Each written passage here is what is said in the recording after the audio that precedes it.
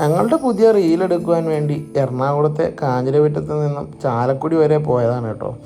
67 kilometre ഉണ്ട് ഇവിടെ നിന്നും. ഒറ്റ ചാർജിന് എന്തായാലും ചാലക്കുടി വരെ പോയി തിരിച്ചെത്തുക ബുദ്ധിമുട്ടാണ്. ചാലക്കുടി ചാർജ് ചെയ്യാൻ വേണ്ടി ഒരു കൂട്ടുകാരൻ്റെ വീട് സെറ്റാക്കിയിട്ടുണ്ട്. അതിരാവിലെ തന്നെ ചാലക്കുടി എത്തേണ്ടതുണ്ട്. 1.25 മണിക്കൂർ കൊണ്ട് ചാലക്കുടി എത്താൻ സാധിക്കുമെന്നാണ് ഗൂഗിൾ മാപ്പ് പറയുന്നത്. രാവിലെ 5:30 ആയപ്പോഴാണ് വീട്ടിൽ നിന്ന് ഇറങ്ങിയത്. ഞാൻ ഇറങ്ങുന്നതിന് മുമ്പ് ഇവിടെ നല്ല മഴയായിരുന്നു. അതിരാവിലെ ഇങ്ങനെ സ്കൂട്ടർ ഓടിച്ചു പോകുന്നത് അത്യാവശ്യം നല്ല രസമുള്ള പരിപാടിയാണ്. സ്ക്രീനിലെ സമയം കാണാൻ അല്പം ബുദ്ധിമുട്ടാണ്. എന്നാലും 5:57 ആയപ്പോഴേക്കും ചോറ്റാനിക്കര എത്തി. വീടിന് തൊട്ടടുത്തുള്ള റെയിൽവേ ഗേറ്റ് ചതിച്ചതാണ്, അല്ലെങ്കിൽ അല്പം കൂടെ ദൂരം കവർ ചെയ്യാമായിരുന്നു. കുറച്ചുകൂടെ മുന്നോട്ട് നീങ്ങിയപ്പോൾ ആകാശത്തിൻ്റെ മട്ടും ഭാവവുമൊക്കെ മാറി തുടങ്ങി. നല്ല രീതിക്കൊരു മഴ വരുന്നുണ്ട് എന്ന് തോന്നി. എന്തായാലും നമ്മുടെ തോന്നലൊന്നും അങ്ങനെ വെറുതെ ആയില്ല. അത്യാവശ്യം നല്ല രീതിയിലൊരു മഴ കിട്ടി. കോട്ടിടാനും മറ്റും നിന്ന് വീണ്ടും കുറേ സമയം പോയി. എന്തായാലും രാവിലെ തന്നെ ആയതുകൊണ്ട് റോഡിലധികം തിരക്കില്ല. ഓലയ്ക്ക് ക്രൂയിസ് കൺട്രോൾ ഫീച്ചർ ഓണാക്കി വെച്ചാൽ കുറച്ചുകൂടെ കൂടുതൽ മൈലേജ് കിട്ടും. തിരക്ക് നന്നേ കുറവായതുകൊണ്ട് നമ്മൾ അത്യാവശ്യം ക്രൂയിസ് കൺട്രോൾ ഇട്ട് തന്നെയാണ് പോകുന്നത്. അങ്ങനെ തീരെ തിരക്കില്ല എന്ന് പറയാനും പറ്റില്ല. അതിനിടെ ഇതുപോലെ ഓരോ ടിപ്പറുകാർ നമ്മളെ കൊല്ലാനും ശ്രമിക്കുന്നുണ്ട്. ടിപ്പറുകാരനല്ല കേട്ടോ, ടാങ്കർ ലോറിയാണ്. പക്ഷെ ഇതല്ല, ഇതിനപ്പുറം ചാടി കിടന്നവനാണ് ഈ കെ ജോസഫ് എന്നാണല്ലോ. നമ്മളതിലെ നൂണ്ടു പോന്നു. ഇൻഫോ പാർക്കിന് തിരിയുന്നതിന് സമീപം മെട്രോയുടെ പണി നടക്കുന്നുണ്ട്. വീഡിയോ എടുത്ത് വെക്കാമെന്ന് തീരുമാനിച്ചു. കുറേ നാൾ കഴിയുമ്പോൾ നമുക്ക് ഈ റോഡ് കണ്ട് മെട്രോ വരുന്നതിന് മുമ്പ് ഇവിടെ ഇങ്ങനെയായിരുന്നു എന്ന് പറയാമല്ലോ. 10 വർഷം കഴിയുമ്പോൾ ഒരുപക്ഷെ ഇതിലും മാറ്റങ്ങൾ വന്നേക്കാം.